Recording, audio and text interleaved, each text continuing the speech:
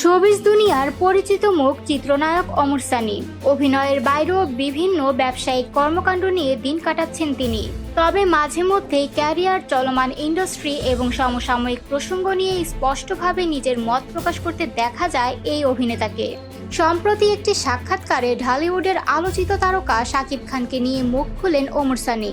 তিনি বলেন, সিনেমা চলে তো 2 দিনও না, 1 ঘন্টাও না, অথচ নিজেকে সুপারস্টার ভাবে। এরা যেন একেবারে অন্য জগতের মানুষ।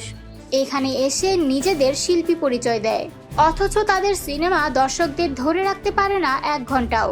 এই বক্তব্যের পর যখন অমর সানির কাছে জানতে যাওয়া হয় তাহলে কি শাকিব খানকে সত্যি সুপারস্টার বলা যায়, উত্তরে সানি বলেন, জানি না শাকিব কেন এটা দেখে না, আমি নিজেও জানি না, এটা আমারও একটা বড় প্রশ্ন।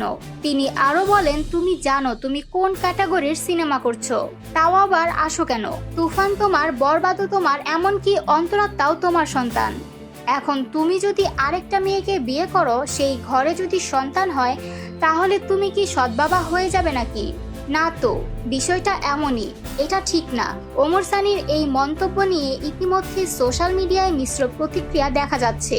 কেউ বলছেন সত্য বলার সাহস দেখিয়েছেন তিনি, আবার কেউ বলছেন এটা ব্যক্তিগত আক্রমণ।